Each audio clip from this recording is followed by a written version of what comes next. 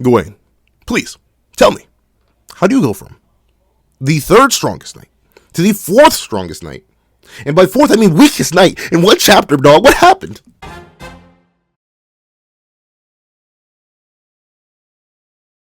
And a big thank you to our $5 patrons, Sinners Lancelot, Praise the Sun, Strawbones, and Aaron.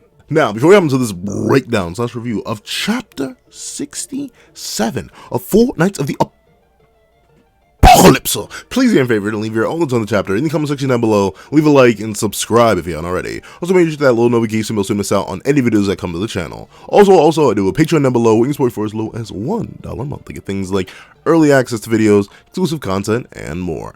Now, let's get into it. What's up, guys? Uncle Pencil here, and here we are to review chapter 67 of Four Knights of the Apocalypse. And honestly, I love it. Like call it chapter because I love it. Is that? I'm not sponsored. Bleep that out, editing me. I think I know for a fact editing me will not do that. But regardless, let's hop right into the chapter itself. But before we do, bamboozled, tricked you. We gotta talk about this color page. This color page is, I mean, it's fire. Like it is most certainly some heat. Like, don't get me wrong. It is entirely and most certainly some heat. But once again, it's just Galand's design throws me off. Like, and there's another thing I'll get into in a little bit. But Galand's design has got me like scratching my domer. Like, I'm not, like, legit stroking the beard a bit. Like, I'm legit wondering about Galand's design. Like, so what is he? Is like his skin, like, you could argue from this chapter his skin is essentially still supposed to be armor, but like it's gray, and the only reason I'm wondering is like Melascula has normal colored skin. Like, it's not like she was revived because, no, but then again, she didn't die. So maybe that's why. Who knows? Maybe if anyone comes back from the dead, they'll have gray skin too. Because Galland was dead. But then again, he reformed from dark. I don't know. Galand's coloration is weird. I'm not going to lie. The gray skin with that specific shade of red kind of doesn't do it for me.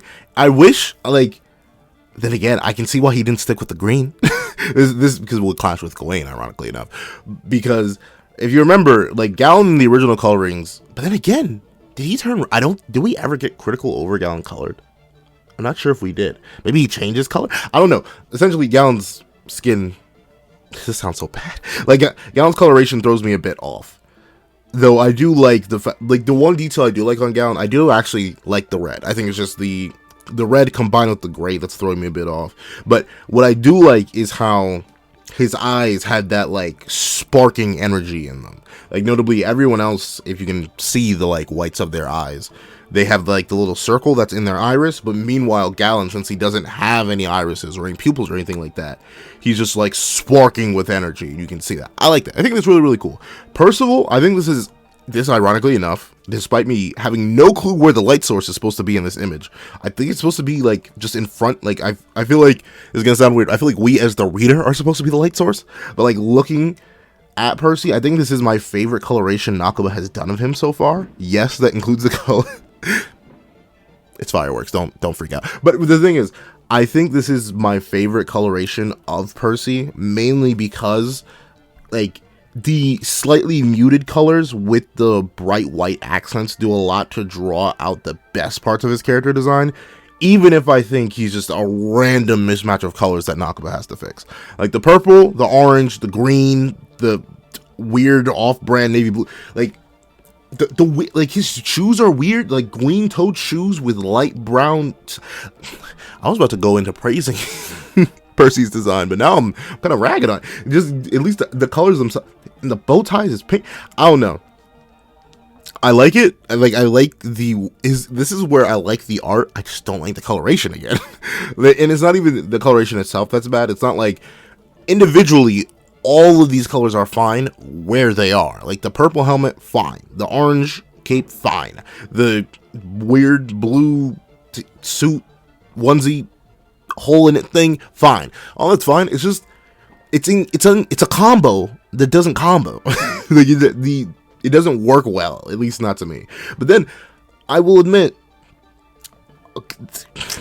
Dragon Handle kind of carries, like straight up, the coloration on Dragon Handle with the white accents, with like the all the different colors within, with the brown, the greens, all that really lights up well. And I love the way Nakaba, like, I can tell he didn't use a ruler, and this will sound weird. He didn't use a ruler or a straightening tool. I know Nakaba does.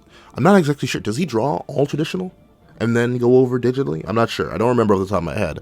But what I do like is how in the middle of the sword, the gray inner highlights, like they have the bend in them, like they would in, I think, a real sword. Like I remember seeing real swords before at like conventions and stuff like that. And I remember seeing like they have that coloration on them. I'm not sure if that's actually a real thing that's on metal, because I doubt people were at conventions with actual metal swords, but still, I like the little extra design details there that he actually put that in there. Overall, it's a very well designed outfit, minus the one, I don't know, the onesie. I just can't rock with the onesie, but the colors throw me off. That's it.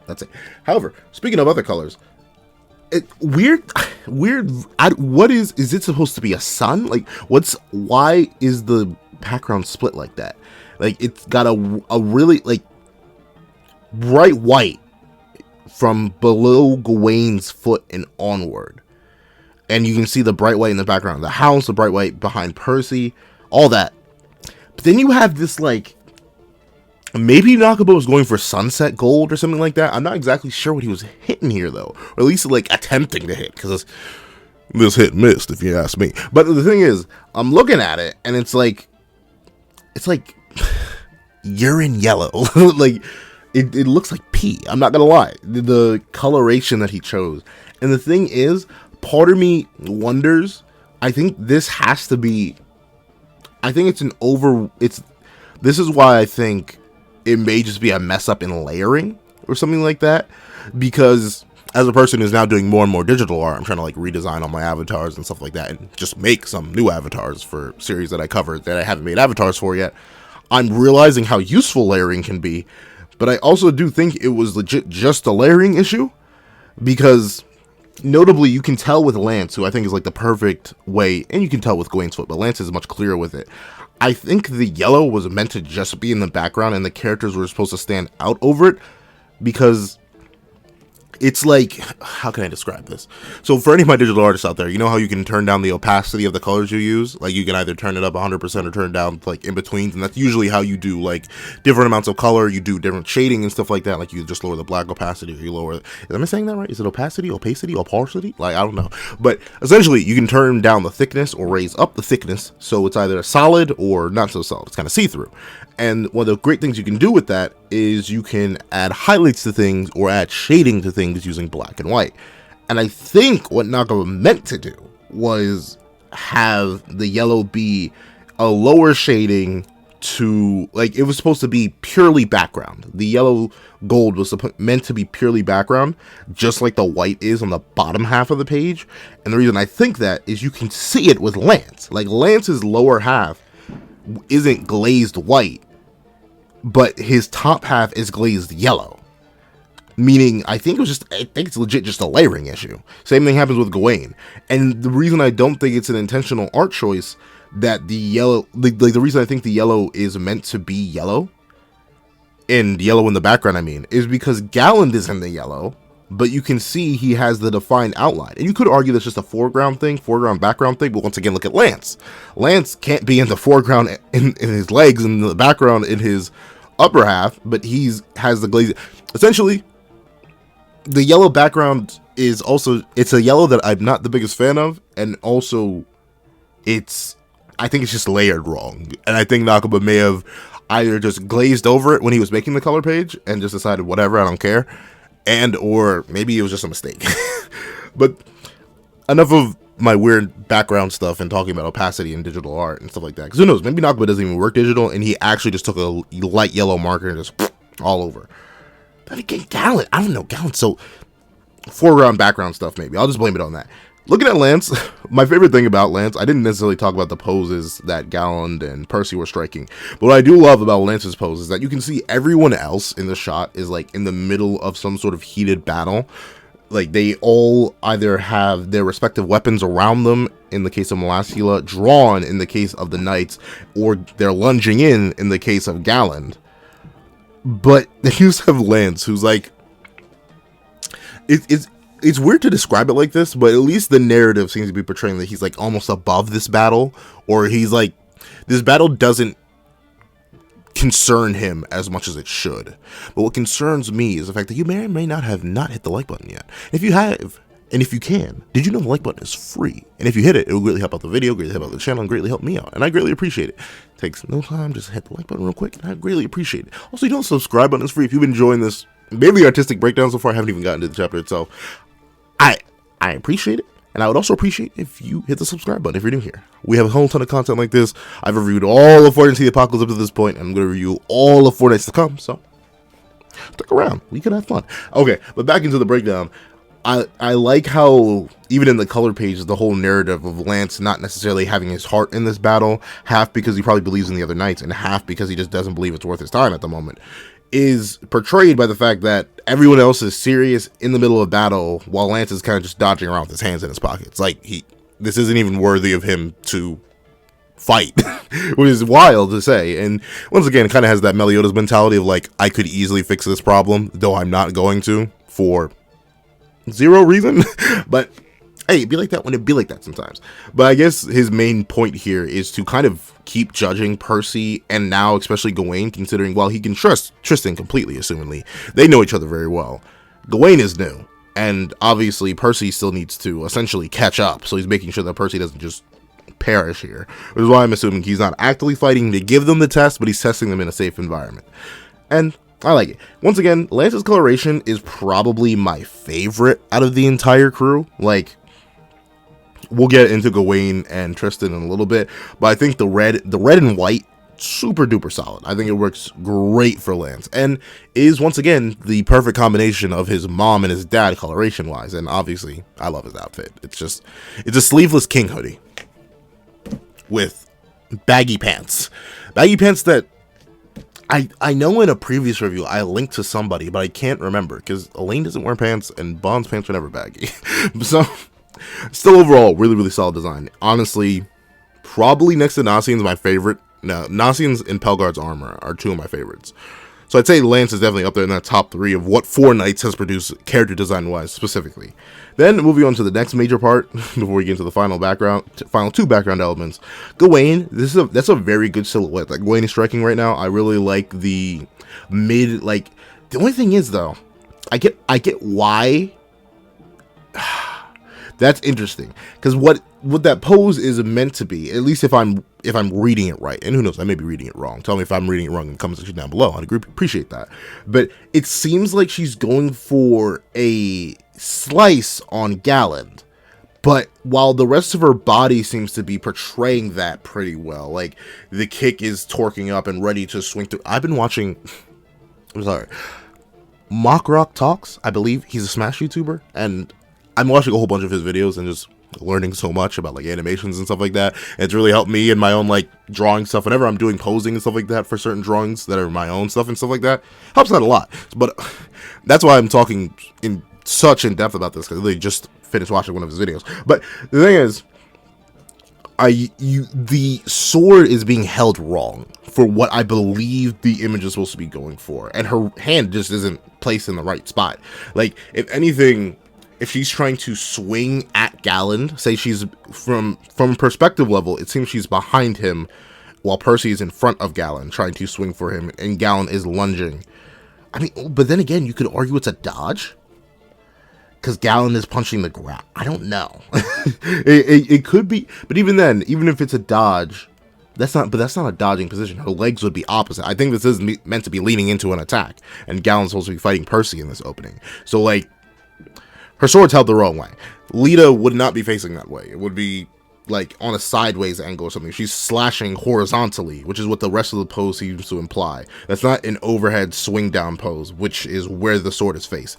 Though, ironically enough, despite me noticing that and putting it out, it makes perfect sense why it's that, because I think this is just building on the fact that this is obviously the end of Escanor's old axe, Rita. Has the same properties, all like that, and it's a better way to showcase the design. In fact, let me see, is Percy even holding a sword right? I mean, by pure technicality, Percy's also holding his sword wrong. Mainly because, artistically, Nakaba wants to show off all of Dragon Handle and the blade. Meanwhile, the way Percy is swinging would get his sword broken. Like, you don't beat people with the blunt side of your blade. You slash at them. So really, the blade should be being held horizontally. Same case with Gawain. But overall, Gawain's pose is very, very good. I think the yellow does the green a disservice. Notably, the green of her eyes is done pretty well. It stands out even amongst the yellow. But the yellow saturation kind of overdoes it for her. So much to the point that it actually drowns out the white accents, which is one of my favorite parts of the drawing when it comes to Percival and Galland. Kind of so-so, but I still think the rest of the coloration is fine. I'm actually digging the gold boots, because I think it works. I think the gold and green just doesn't do it for me, though. I'm not gonna lie. Gold and green, not a good combination, at least coloration-wise. However, then that leads us over to Lancelot's best friendo, Tristan. And notably, Tristan is nigh on a background element in this entire shot, which explains why everything about him is so low detail. Like, there's no detailing on his wings, there's no detailing on his swords, there's no brilliant detailing on his face. Like, he really just there to be there. But I still think it's good. It's because of how little you see of him. I think the gold and silver works well, or the gold and gray works well, and it doesn't even necessarily get that messed up by the what I believe is just a saturation or layering mistake with the golden color. I think it works well. And I think his blades being out is also cool. It's a really cool pose. I like it. Very much fits. He's flying down, though you can argue it doesn't look like he's flying down to fight Melascula, and it's almost like he's completely forgotten Melascula's a thing. Like, Gawain clearly has her eyes on Galland. Galland clearly has his eyes on Percival. Percival clearly has his eyes on Galland. Lancelot's staring off into the distance, which kind of fits into the chapter, but Tristan is... Actually, never mind. I leaned a little bit more forward. He is eyeing Melascula. So it makes sense, though it doesn't make sense why he's diving that way. It's not like he's attacked him in that direction and he needs to fly away from that specific area.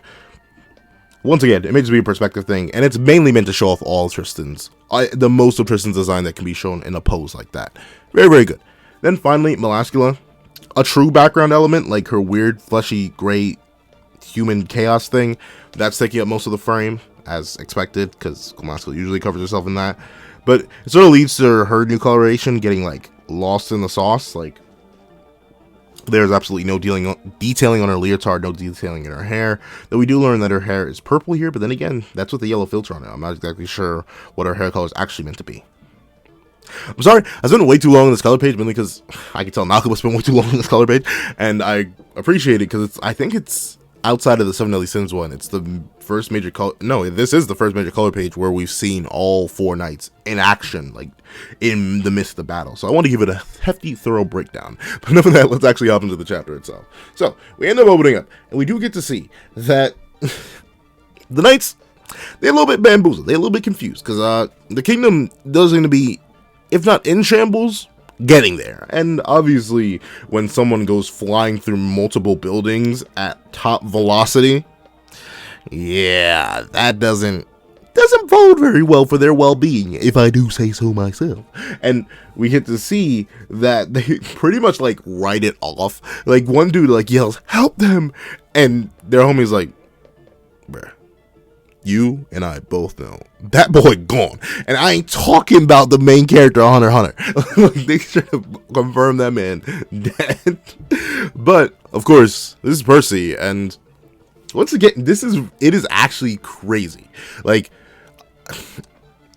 I don't want to spoil things. I was about to make a very heavy spoiler reference to something, but Percy's revive ability is crazy. Like, and obviously we saw him at the very end of last chapter while Tristan was on like, "We are the hope" on all that time beat.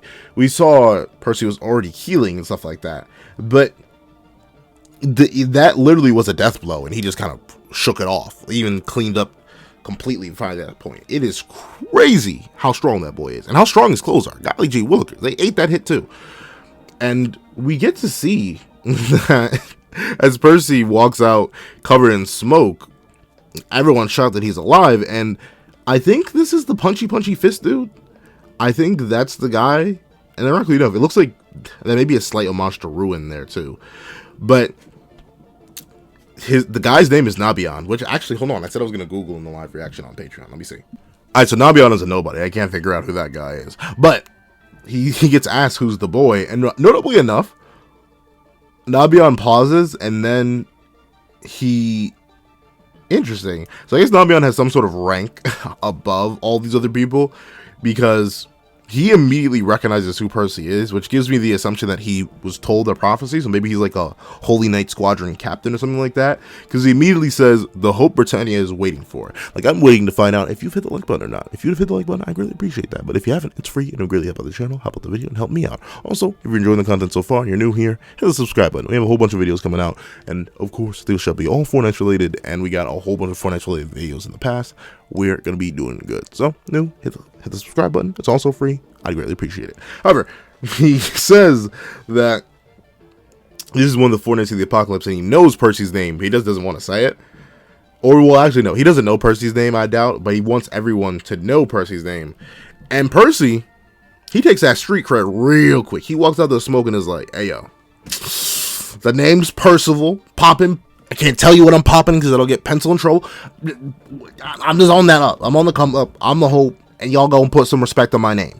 And I'll admit, for a guy who's literally 5 foot, I think, literally, no, he's 4'11", for someone who's not even 5 foot, he comes out looking pretty Chadley, like blade in hand, fully healed up, ready for battle. Like, I think the only thing that could have made him look even cooler was if Nakaba erased his blush marks and, like, straight up, it was a solid image. I know the blush marks are meant to add detail and it's just a natural part of Percy's character, but still, would have made it just that extra little bit of saucy. But we do get to see that Percival realizes that if he was any weaker, if he, like, once again, it is crazy to think about, but I think Gother literally happened yesterday, like, in the context of the narrative, because, let's see, yeah, in the context of the narrative, wow, it's weird to think about this, because obviously, in the context of the narrative, this whole story has only been about, like, maybe a week, a week long, maybe 2 weeks, but continuity-wise, in terms of time, when he says, without a doubt, I would have died from that monster's attack the way it was up until yesterday, I'm pretty sure he was with Gother, right? Because that wasn't all on the same day. I think they got a little bit of rest. I think they may have had 1 day of rest of the Demon Village, and then the Dark Talismans were on them. And then the Dark Talismans were on them, and they had that whole interaction. We had that whole mini-arc, and now we're here in Leon. It's like the Dark Talismans fight and this are happening within the same day, which is nutter butters insane. And that goes to show you, like, how crazy Percival's amps have gotten, and, like, how fast he's grown. Because he notes that if he was still that weak, he would have just perished immediately from the hit. And the thing is, though, he does imply that that's actually interesting, though. By saying that he would have died, it means that technically he didn't die here, but he's still getting the amp that he gets, and it's a sizable amp too. But I don't think it's not as crazy as the amp he got against Ironside. I think that was just, like, in terms of, like, total real death counters, he's still only on 1. That was Ironside. Like, he was pretty much 100% dead. Meanwhile, like, this is another near death amp, like, maybe, like, straight up verge of death amp, and he immediately got back up, which is crazy. But we see that he realizes multiple things. Not only did all the experience and power he's gained up to this point boost him to where he's at least even slightly relevant in this battle, at least relevant enough to survive 1 hit, he also realizes that with the help of Donnie, Nasians, and Lance, Meliodas, the Holy Knights, everyone, Leonis itself is essentially steroiding him. Like he's straight up getting hope amps from people he doesn't even know the names of. Simply, with hope simply existing in the concept of the Four Knights, Percy grows stronger. And that's a little bit crazy and quite concerning. And I truly wonder if there's going to be an arc where he loses these powers completely and has to, and like,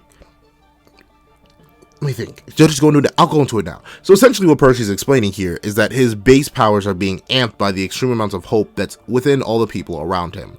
And thusly, the implication here is that Percy may have a base magic, or maybe he has no magic at all without the hope of other people, which arguable. I know there have been moments where he's used it without them, which is why I think he does have a base magic. He just fumbled the bag that one time when he thought his entire squad was gone because emotional distress, which we know affects magic. But I wonder, once Arthur does his thing and like everyone's filled with despair, will he lose access to all of his hope magic and just and will he inversely grow stronger with despair magic? Will he have both effects? Because essentially, I sort of end up thinking Percy was kind of like a hope homunculus. Like, he was essentially something that fed off the powers or the feelings, I guess. Is hope a feeling? I guess feeling, you can feel hopeful, but I guess you can't feel hope. But essentially, the emotions and desires and beliefs of people empower Percy. And we know that this empowerment isn't necessarily a one-way street because we've met Despair Percy. He has access to a lot of his abilities, just none of the constructs or anything like that. He doesn't have access to the same not golden energy, though the hope energy, essentially. So once the apocalypse hits, and we like apocalypsing, reasonably, honestly, and truly, I could definitely see a whole story arc, or at least a couple chapters, where Percy is fueled solely by despair, unless he grows stronger in that aspect too. We're focusing so much on hope right now that I feel like Nakaba, he, in a sense, with the, this is gonna sound such a weird comparison, in a sense with the Mael twist, it was revealed that there was another side to his powers because he was not what he seemed to be when he was Estarossa, and he ended up being a goddess who was given goddess powers. I'm not saying Percy is a despair being that was given hope powers, but I think Nakaba could do a similar thing where he builds up this whole idea of hope, power, positive energy, all this. Percy's a vessel for all that, and thus the more hopeful people feel, the stronger he gets. And then the moment everything goes south because of an overwhelming power, bada bing, bada boom, everything goes to worse. Everything gets awful and horrible, and Percy's power gets awful and horrible, and he can't access any of his hope abilities anymore, and he just falls further and further and further into the dark magic of despair. However, that's just something that seemed to be ever confirmed by this chapter. This was already a discussion that happened the moment Despair Percy appeared, but I think just all this setup here, the whole idea of hope, it's setting up for something desperately dark and horrible. And with Arthur on his way to assess them, it could easily happen. However, fun thing to note, if you do remember a few chapters back, we did see what seemed to be someone treating Bartra while he was, bedridden. And in this shot of Meliodas, who, went to go protect Bartra, we do see what appears to just be Elizabeth. Like, she seems to look the exact same, which makes sense. Humans don't typically change much. I know she's half goddess, technically, but humans typically don't change much after, 25. And what, she's 16? Oh, man, that sounds crazy. I remember that, Meliodas. Yeah. But 16 plus 17 is 33. Whoa, 33. What? Wait a second. Wait a minute. Tristan's 16. Elizabeth was 16 in the original series. It's a 16-year time skip by the end of the series, right? Right? No, because Tristan... Seven Deadly Sins... What? I'm blank. Is Elizabeth really only 33? Did she have Tristan at 17? Because Tristan's 16. Huh.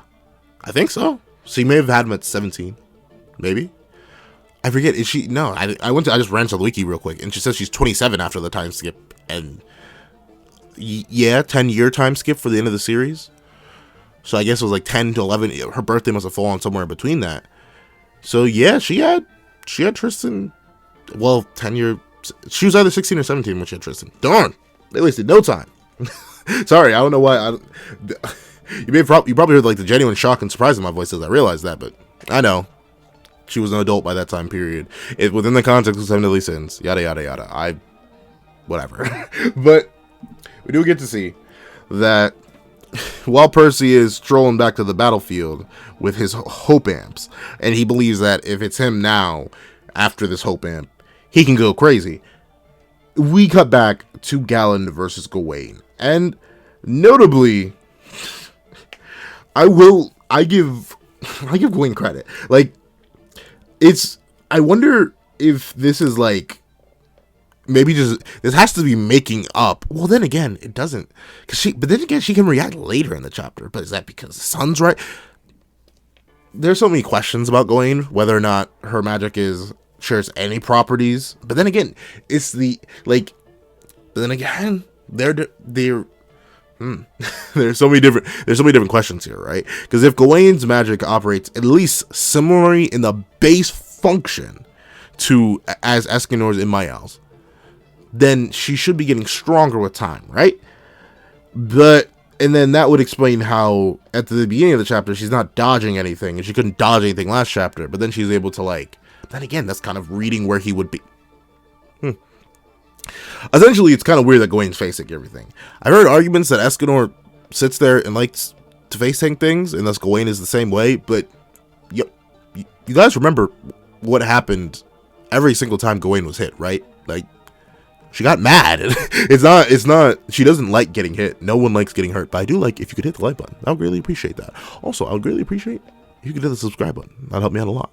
But the thing is, did you know both of those buttons are free, in fact? That's amazing. But the thing is, right, she's sitting there munching, chomping on those hits, which implies her durability is up pretty high. But why would she be sitting there and munching and chomping those hits if she could just avoid them when she doesn't like to get hurt? The whole reason I'm thinking that she may hypothetically be standing there, even if she is relative to Galland in speed, is because she's just trying to get used to it. Like, I don't think getting hit for her was very common in any of her training or any of her growing up, just based on how getting put on her back by Pelgard once was enough to cause her to have an emotional breakdown, which required character development to happen.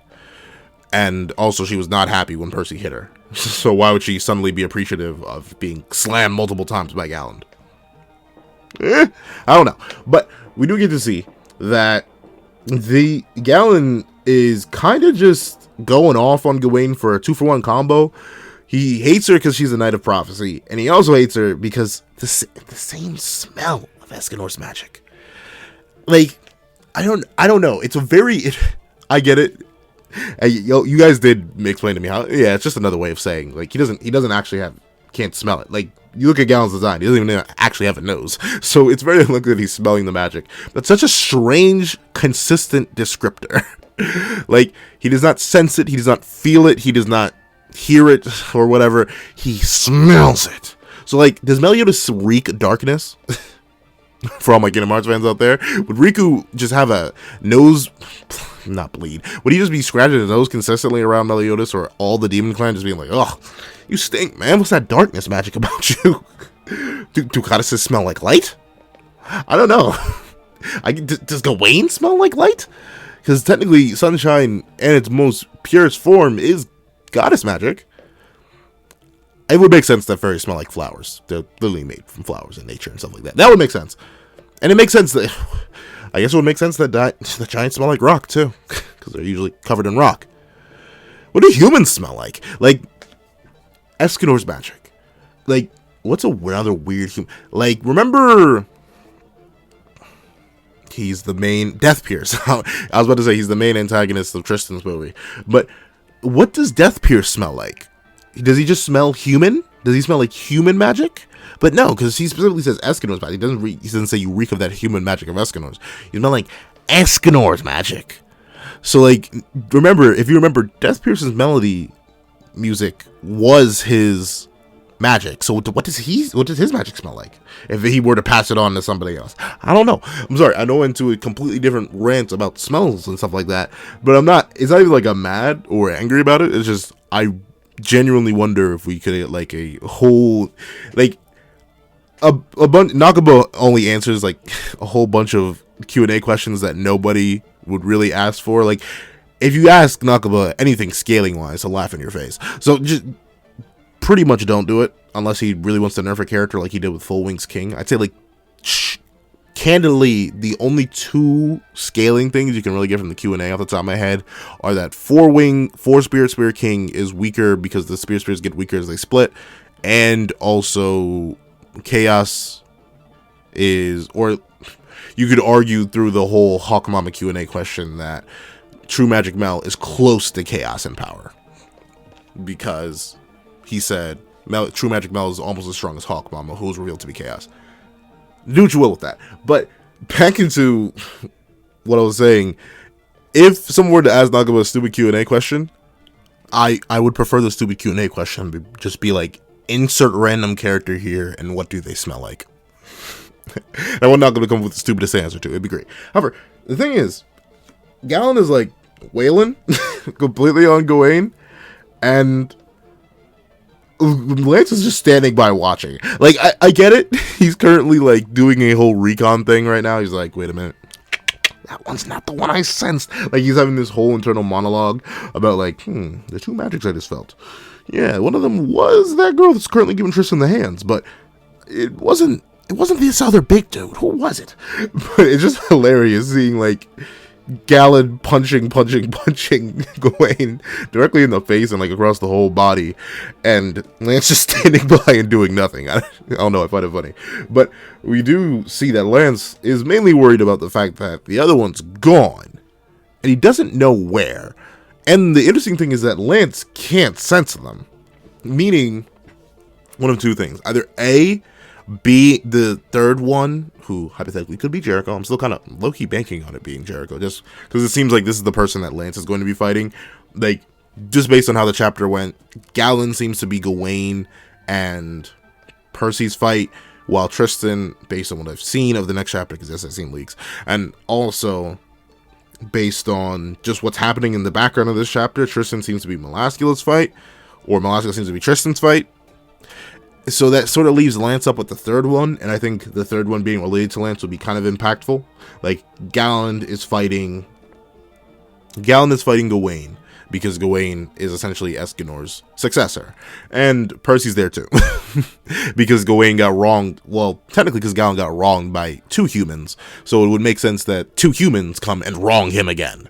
And then we see Melascula is fighting Tristan, because Tristan is essentially just a substitute for his parents. And one way or another, both Melascula and Elizabeth did, not Melascula and Elizabeth, both Meliodas and Elizabeth did Melascula dirty one way or another. So it makes sense that he is fighting for them against her. Meanwhile, the arguable connection you could make is if Lance jumped Galland or hit Melascula, because Bond did interact with the two of them. And you could definitely make a good case for why Lancelot should also be fighting Melascula, considering both his parents and Melascula definitely have a deep, unhealthy relationship. But it would be cool if we could have a third tie-in with this third person, with them either being a revived person from Bond's previous life, or, even better, someone from Lancelot's life, like Jericho, who he's been hunting for this entire time. Or at least doesn't know where the whereabouts of, and would enjoy having her back, but obviously she'd be under chaos control and he wouldn't appreciate that. And we could finally see Lance show some more emotion other than the exaggerated swagger of a half human, half fairy teen. I would really appreciate that. However, we see that while he is standing there letting Gawain get slammed, Gawain is getting slammed. Like, she's getting punched in the mouth, and finally, after all of it, she managed to swing Lita once. And interestingly enough, this is very interesting, she goes on to say, before she tries to slash at Galland, that you've been going on and on about Escanor for a while now, but be quiet. My name is Gawain. Let it be carved into your body and soul with my attack. Which does sort of, I mean, it doesn't mean, and hold on, let me just scan the rest of the chapter real quick.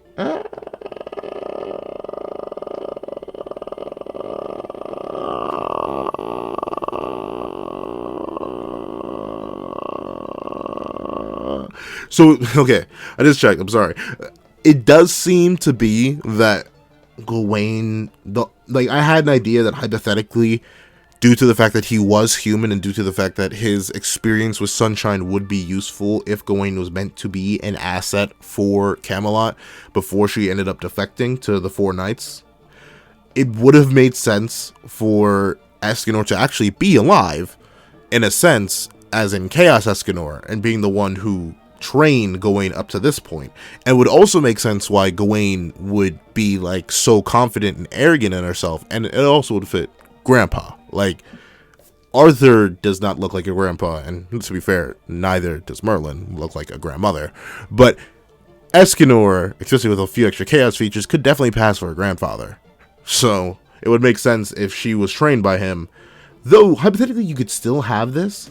It's just that she calls Escanor a grating name, which I don't think she would, as prideful as Gawain is, I don't think she would demean her own caretaker like that. Like, she hasn't talked smack about Arthur yet, nor Merlin. And then, obviously, based on her magic kit, she's at least interacted with Merlin, or some mage of some sort. Interesting that she does not like the comparison. Though, hypothetically, you could argue that the like button is free, and you don't have to argue that, because it is free, and I greatly appreciate it if you hit it, along with the subscribe button, which is also free, and I greatly appreciate it if you hit it if you haven't already. But the interesting thing about that is, technically, I say that kind of disproves it, but you could have Escanor still be a name that she does know, and she could have been raised by a quote-unquote Chaos Escanor, and that could explain her mastery to some degree over Sun. But at the same time, you could also just chalk that up to Escanor not existing, which is what I'm thinking. But both possibilities could still exist. And the main thing is, you can tell that she may have been hearing about Escanor for a lot, because she doesn't necessarily say Escanor, who is that? But then again, Gawain's prideful. The main thing she doesn't like is that she's being referred to as Escanor. There's just some copy of him. So the whole identity thing is definitely something I could see Nakaba playing with throughout the rest of Four Knights, with pretty much all of our, well, 3 of the 4 Knights. Obviously, Escanor left a mark on pretty much everybody in the series, especially if you're going to do this whole reviving thing. The Seven Deadly Sins themselves are legends, so obviously both Lance and Tristan, children of the Seven Deadly Sins, they're going to be consistently thinking just naturally about their parents' legacy. Heck, people just think about what their parents have done before them, and thusly, obviously, if your parents are a whole group of like lauded heroes, you're definitely going to be wondering how you stand in comparison to them, especially when you're the next group of lauded heroes, supposedly. So this could just be a whole plot about Gawain not wanting to compare to Escanor that has nothing to do with the idea that she's either spoken with Escanor or even knows who he is, and could just be chalked up to her being prideful and not wanting to be called by anyone else's name or compared to anyone else. Or it could be Nakaba setting up an extremely interesting side story or sort of side continuity, side story or side character arc about like the acceptance of individuality from the original, which is something that's going to be very potent and needed considering this is a sequel series, and it is a theme that many sequel series just have to play with because of their nature. They are sequel series. Look at Koro, look at Boruto, look at pretty much any sequel series, anything popular out there, and you will see a whole ton of narrative stuff about like, how do I compare to the past? But enough of that. I'm sorry, I'm super deep, weird analysis going on right now. But we see that she does slash across Galland, and she does declare that she wants to carve her blade and her name into his body and soul with her attack, meaning that all of Gawain's attacks are essentially spiritual, and thusly she can fight Shinigami. I'm sorry. Random tangent. 1,000-Year Blood War trailer dropped, and I want to react to it. So Bleach is on the mind, I won't lie. But we get to see that she may have thought she did something with that, but she did absolutely nothing. Galland proceeds to, and that's the weird thing, right? First, she gets perception blitz, right? Like, she cannot even react to Galland punching her through multiple buildings. But then she proceeds to stand there and tank a full sin smash, like, entirely, just straight up face tank and munch that thing for breakfast, lunch, and dinner with a side or two. But then all it takes is one good hit from Galland after she's landed a hit herself, which is notably amped. Like, you gotta remember, wielding weapons at all makes you way stronger. And Gawain is wielding what is very, very likely, who knows, it could not be this, but what is very, very likely a piece of a sacred treasure, which is the craziest amp you can pretty much get in the entire series, at least weapon-wise. The only thing that could hypothetically be better is a full sacred treasure, but I don't see why maybe that would change too much if Gawain is a swordswoman. And she not only could do nothing to Galland physically, but also she got one tapped. Not one tapped as in she lost the fight, but she got one tapped this time, and instead of needing a full send smash to just have her stand there to bloody her a bit, this gut punch just sends her flying like multiple gallons away.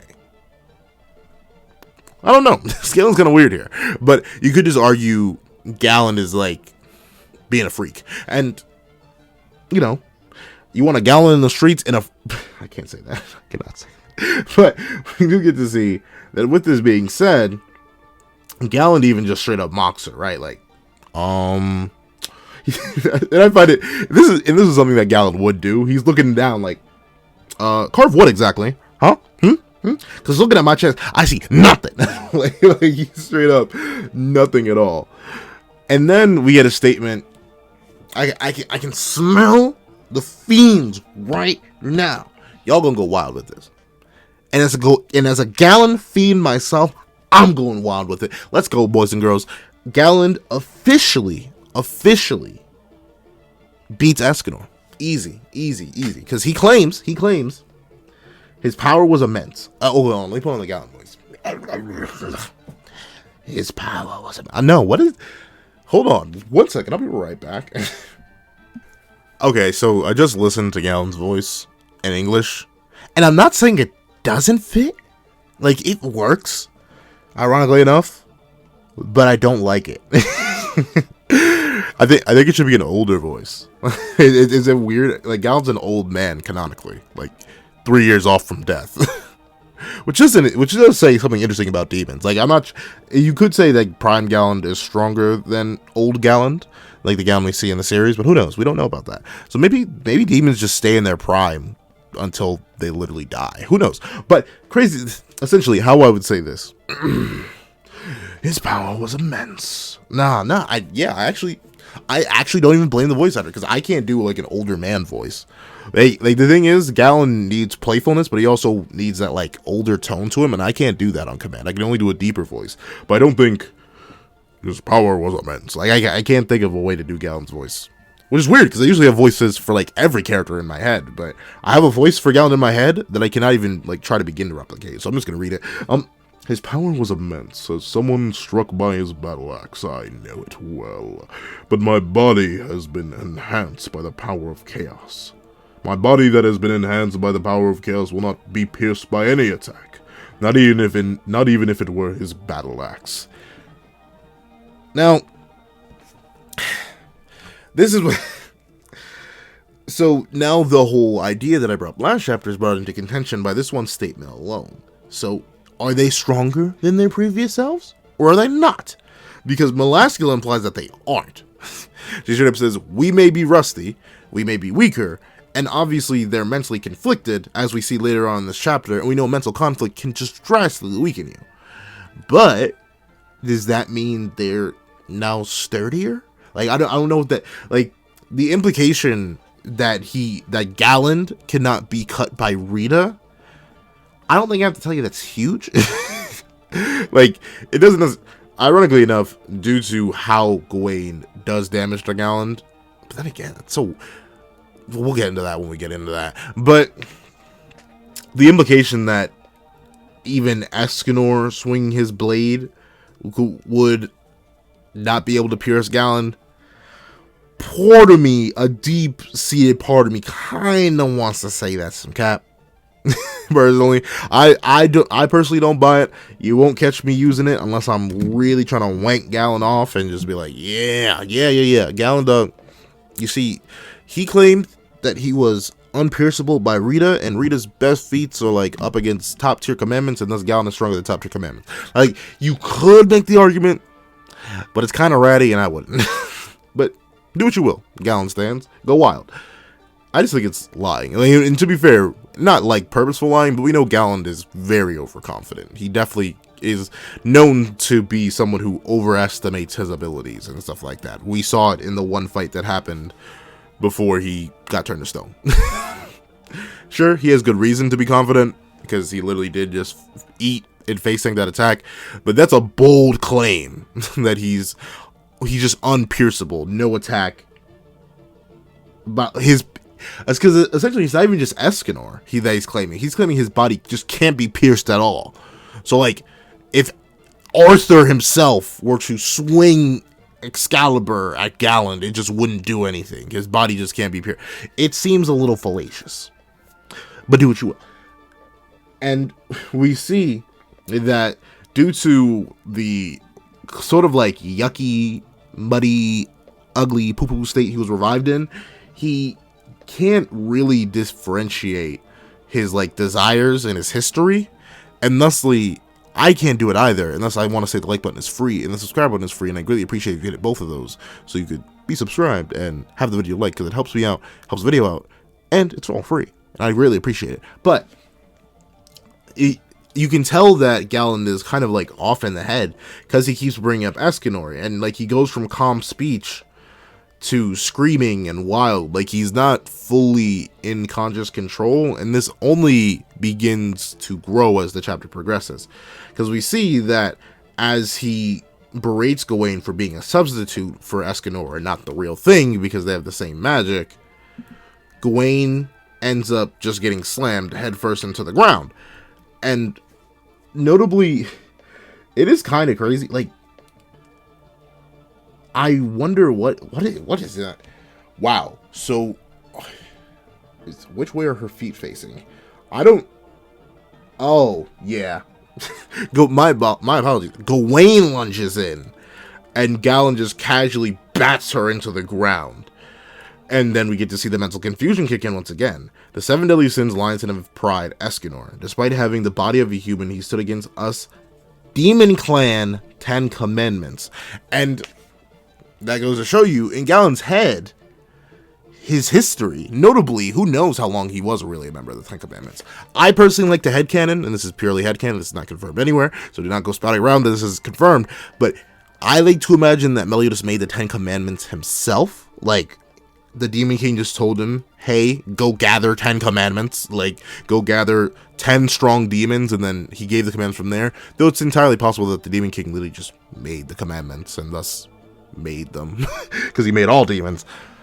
Though, you could make the argument that maybe he didn't make them just to be specifically commandments, because the commandments weren't meant to be commandments initially. They could have been, like, Galland could be around the ages of Chandler and Cusack, because the 10 commandments was initially the original demon. All that power initially went to them, so who knows. But regardless, the thing is, a big thing of Galland's character, if you do remember Galland from the original series, because he's great, he's the GOAT, the great Galland, is that he has a lot of pride as a demon. Like, if you remember, the entire Escanor confrontation was essentially pride against pride. Like, we stand at the pinnacle of all the races. We are the demon clan, demons on top, demon gang strong. Like, Galland was about that. He was repping his people.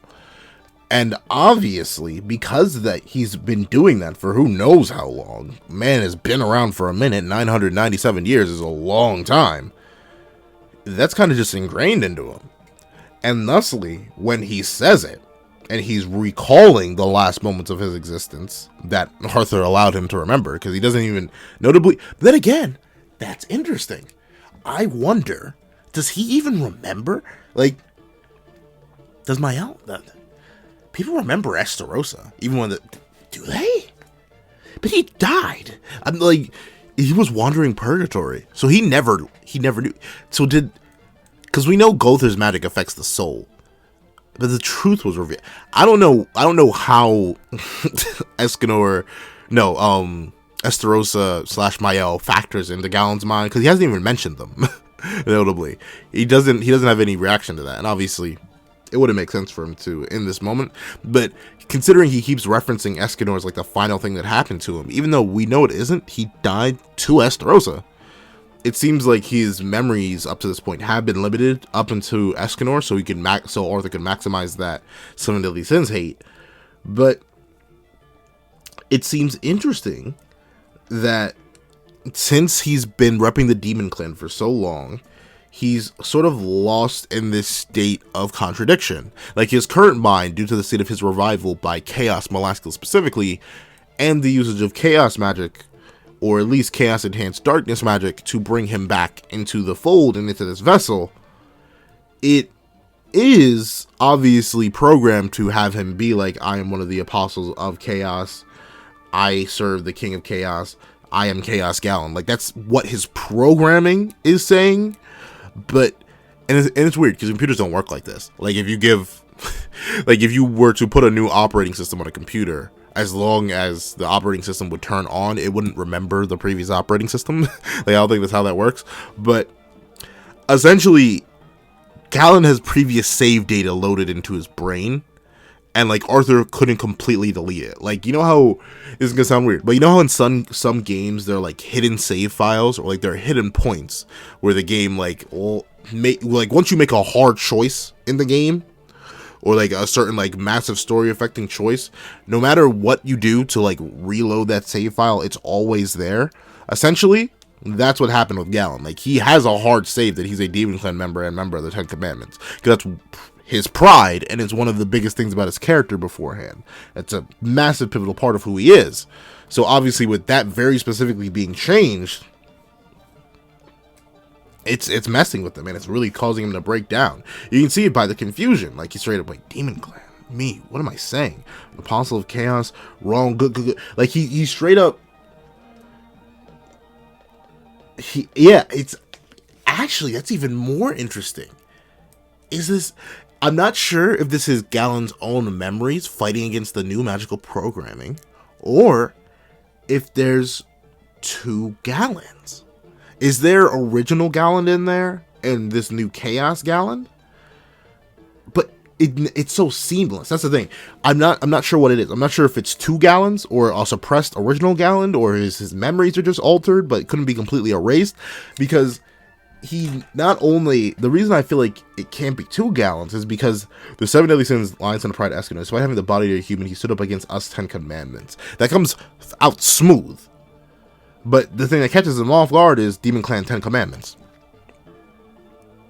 And then, but the thing is, as he's quote unquote correcting himself, he's like, wait, no, not 10 commandments. I'm an apostle of chaos, which is interesting. Or is it going to be like, are there other apostles of chaos? Is that like a rank? Like, are we going to have an apostles here? But as he's trying to correct himself, he's like, wrong. And I'm not sure what the good is meant to be. And once again, I believe this is a fan translation. So, like, maybe it'll be translated differently. But, like, the wrong, like, I'm not sure if he's supposed to be saying, like, wrong guy, or if he's just, like, as in stuttering and, like, breaking because his programming's off. Like, a circuit's misfiring in his head. Not exactly sure. Because he corrects himself fully. He declares, like, this wrong. He says wrong. He's like, I'm a warrior who serves the Demon King, one of the 10 commandments. He points at himself. He declares this. But then, as if a hard reset was pushed on him, like someone from a range, whoever was controlling him, just straight went boom and pressed a button in the back of his head or something like that. Just the thought rains out. Destroy them. Those who oppose the King of Chaos in the Eternal Kingdom. Seven deadly sins, the fourknightsoftheapocalypse, apocalypse, holy knights who help them, and other races. That radiates. It blasts in his mind. His eyes narrow. They widen. And there we go. He's back. He goes pretty much nuts. Like, he just starts repeating on end. Destroy, destroy, destroy. So I'm very intrigued with what's happening here. And based on the other chapter, it doesn't seem like we maybe getting Galland anymore. But who knows? We'll see.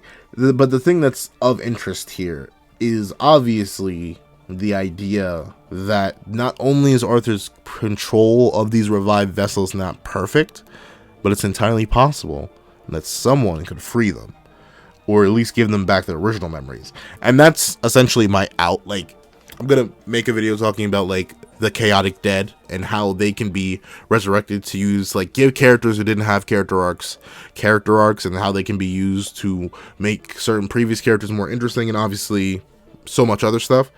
But also having this whole idea of certain characters that we like being revived and like we don't want them to see them die again.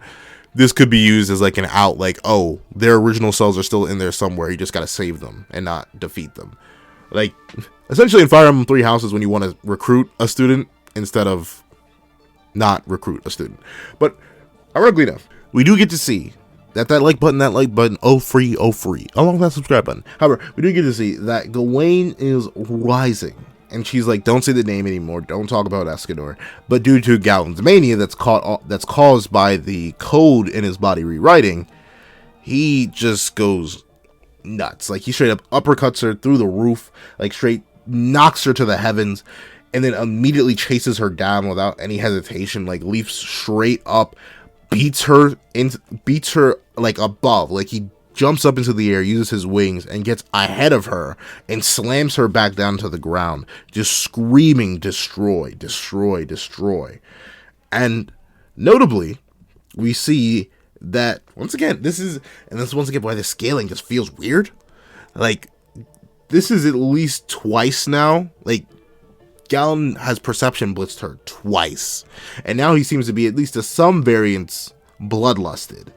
But this time, when Gawain gets smacked down, after, in comparison to when she was smacked down before, she lands on her feet, for one, and two, I mean, you could maybe argue it's just a travel, but then again, we're not sure what the distance is. But Gawain not only manages to lift up Lita and show off those gosh darn abs, like, geez, I need to get to the gym. I just need to get to the gym. Gawain is putting me to shame. The traps, the abs, the back muscles, everything. I bet her calves are even bigger than mine. They most certainly are. She's like 8 feet tall. But still. But she manages, before Galland gets to her, she not only manages to draw the weapon up, she lands, draws up Lita, and then is able to aim Lita and then teleport it. And it teleports in the middle of Galland. And I do like it. Once again, it's the little details in there. I love how Lance, he's like, oh, okay, I see what you did there. Like, he puts respect on the strat. She manages to get out the teleport spell, and since, and this is crazy, right? Like, this actually makes Merlin strong. This is so weird. And I know this is obviously good for Gawain. This means Gawain can do this to pretty much anybody. But this essentially makes Merlin's teleport thing way nuttier. Like, she could just teleport Alden into someone's heart, or like time it if they're moving to teleport it into someone's heart, and that's nutty. But the crazy thing is, right, she teleports it in there, and it's up and it's stuck. Like, it's deep inside her, deep inside him, Galland. Does that make it better? But regardless, we see that Galland's even confused, like, wait, how my body should withstand any attack. So, ironically enough, the pain seemingly wakes him back up from his crazy bloodlusted destroy state. And it really makes you wonder, like, is rage so much an amp in Seven Deadly Sins? Like, I mean, it is. Like, Gother notes that your strength rises when you are feeling powerful emotions. But, like, a big thing in Seven Deadly Sins is how you got to be, like, focused to use your magic effectively. So I guess maybe that, like, middle point balance between rage and focus. Like, maybe you could argue consistency for this by the fact that Galland was in, like, a bloodlusted, non-crazed state. And he was sort of kind of just being, like, we as scalers always joke about, like, oh, you have to literally shove a controller up someone's butt to make them do certain things, like either be bloodlusted or something like that. And you may be able to argue that since Galland literally had a controller shoved up his butt and was, like, well, not acting the way Galland usually would, maybe that's why she was able to intercept him like that before she got perception blitzed again. But who knows? Very interesting. It could just be Nagba just doesn't care about scaling. That too. But we see that Gawain essentially just reasons that if I can't pierce the outside, I'll just place it inside, which is so many jokes. Like, just go wild in the comments. I won't even stop you. Just have a good time. I'm here for fun too. Let's do it. But the thing is, the reason this is such an interesting thing is that this is kind of just Durineg. Like, if you can just make things appear in people. Can you make people appear in people? Like, the levels of this could be insane. We'll talk about it. But we see that Galland actually does recognize teleport, which this actually isn't. I believe it would be upport, which is the movement of objects, because Gawain didn't teleport herself. But whatever. We see, and once again, I'm not sure if Gawain is reliant on using the incantation. I think she is, because every time we've seen her use any spell at all, like absolute cancel, teleport, she has, even summoning Lita to her, she's always had to say the incantation. So this one instance where we see her like teleport, because we're looking at her back, she may have said the incantation again. But it's interesting that Galand notes teleport as an offensive spell, where usually I'd say teleport is much more like utility rather than offense, though I can see how it can be used offensively and defensively. But Gawain does just straight teleport directly to Galand, and she declares, "Let me introduce myself once more, to be carved into your body and soul with my attack." And the weird thing is, right, like, maybe skin gets weaker as it's like, if his outer hide is so durable it can't pierce it, then notably Gawain shouldn't be able to drag the blade up. It should just get stuck on his skin. And notably, based off the previous fight established so far, he should have been able to grab her and throw her away, or at least like patty cake her down to the ground. But it leads to a cool moment. I will knock the hustle. She absolutely bisects Galand. Not completely. He still does have his pants on, so obviously she didn't bisect him perfectly, but she does manage to say, "I am master of the sun, Gawain." And obviously it's a cool shot. I love it. Gains are popping off. Lita's over the shoulder. It's swaggy. Though now everyone except for Tristan and Lance needs new clothes. Though we notably, it almost looks like she's flying here, but you can see it in the very next panel. Actually, no. She teleports again. So Gawain can fly, or at least seemingly. Maybe? I don't know. I think so. Yeah, Gawain, because she teleported up there. She didn't have any moving momentum. So Gawain, once again, already has a pretty crazy kit. Like, Sunshine, obviously, however it works now, plus teleport, plus absolute cancel, plus all that. Like, she just needs some good speed feats and a little bit more scaling, and we could run some ones with Gawain. Golly, she has a really solid toolkit up to this point. And one thing, can we see her teleport down? Maybe no incantation, maybe incantation. Interesting. But, and I love how, once again, we get the fact that these are a bunch of kids. Like, in a situation like this, Bond may have said something like, "Man, I can drink a whole barrel of ale right now." That's something Meliodas may have said too. Who knows, maybe not King wouldn't have said that. But essentially, our hardened warriors would say that, but what barrel full of some substance does she want to consume? A barrel full of pudding. 16-year-old was raised in a spoiled environment, probably has had some barrels full of pudding. Though we do get to see that obviously this is Galand the Great. Like, there's some regen feats that we always look to in Seven Deadly Sins, and I'd say like the biggest one is Hendrickson after he got some demon blood. Obviously, anytime Meliodas got a whole limb chopped off and he just pulled it back, anything Bond does. But a big one is obviously, and a big, very iconic one, is Galand just pulling himself back together when he was in half using darkness. So this essentially gets replicated here. Another thing about it, Lance actually is playing a similar role to Bond in the battle with Galand and Gawain almost fused in my mind. So they almost came Gawain. Don't ship them. Don't ship them. Please don't. Please don't. You sick people. No, I'm kidding. But I'm not kidding. Please don't ship them. And if you do, keep it away from me. But it is very interesting how, just like in the original fight with Escanor, Bond is essentially just waiting for the Sunshine user to do the work. And if Bond, and ironically enough, Elaine and Bond, the surrogate for Lance, because they are his parents, once again let the Sunshine user do all the work here. Bada bing, bada boom. Galand ended up losing, but then an external factor came in. Well, not necessarily external, because the thing is, in the original manga, Galand's battle with Escanor ends with Galand being petrified because he ran away. Meanwhile, this ends with Galand essentially trying to refuse, but a certain little guy pops up and says, "I'm gonna explode. In 3 seconds, I will." And then Galand claps closed. And it's very interesting how Galand doesn't notice it. Like, it's verbalizing its intentions, but maybe he just didn't care. Maybe he thought he would crush it, because he can sense magic, and it's literally inside him. But we see that even Gawain and Lance recognize what the mini Percy said, and Galand proceeds to detonate with like literally one of the largest explosions we've ever seen. Like, maybe not one of the largest explosions. We've seen some pretty big explosions, but like that is massive. That is a better feat than any, like at least like DC wise. Pretty darn crazy. And I love my favorite part of the entire detonation. So the like button is free. So the subscribe button. If you're this deep into the video, please. I hope you're enjoying it. And also, if you're enjoying what you've gotten so far this deep into the video, I hope you're subscribed. Thank you. I really appreciate it. But my favorite part of the explosion is how you can just see it's topped off with the now Giga Percy. Like scaling wise, that I'm not talking about power scaling, but like art wise, like the big Percy on top is as big as a building. So that just goes to show you how large the explosion is. Hey, yo, someone calc that. All my calc demons, get on that. But notably, we see Galland is roasted and cooking.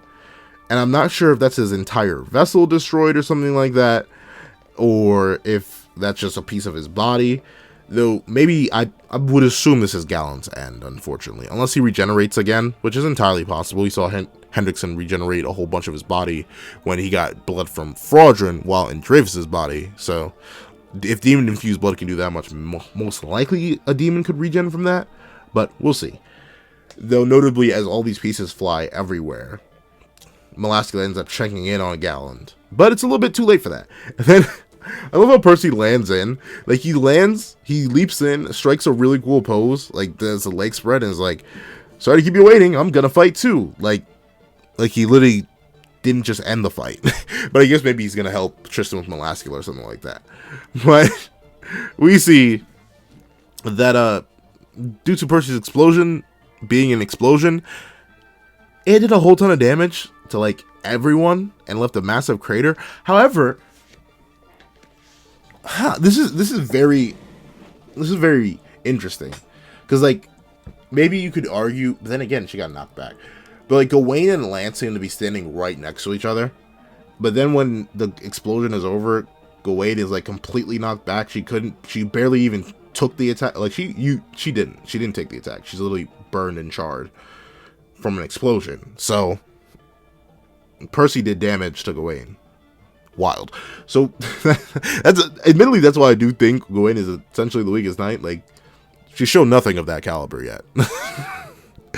Though then again, even if she Dura-necked Percy, I don't think she just wouldn't be able to get rid of him. He just revived. Though I do love how it ends here, where she realizes that was Percival, and she decides that she's gonna cut him up too. And I know Percival is like crying and running away, but the fu-wah-wah, it sounds a lot like a laugh, or at least it reads like a laugh.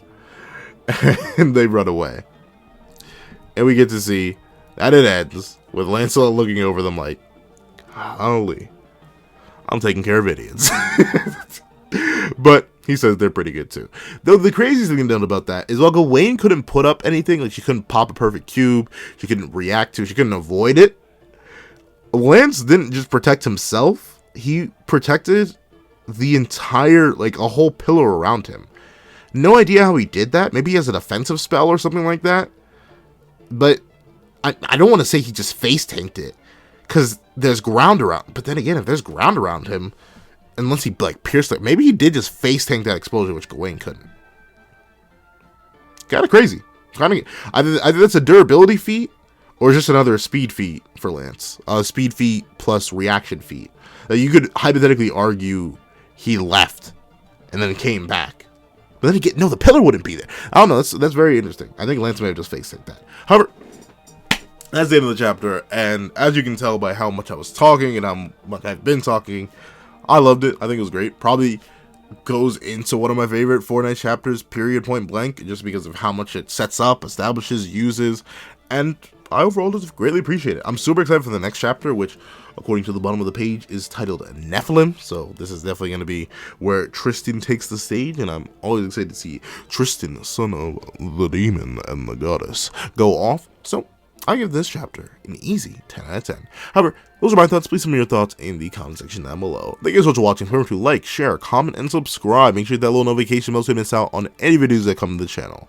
Also, I do have a Patreon down below. You can support for as low as $1 a month to get things like exclusive videos, early content, and more. Thank you guys so much for watching once again, and I hope you guys have a wonderful day. This is That Guy with the Pencil, writing off.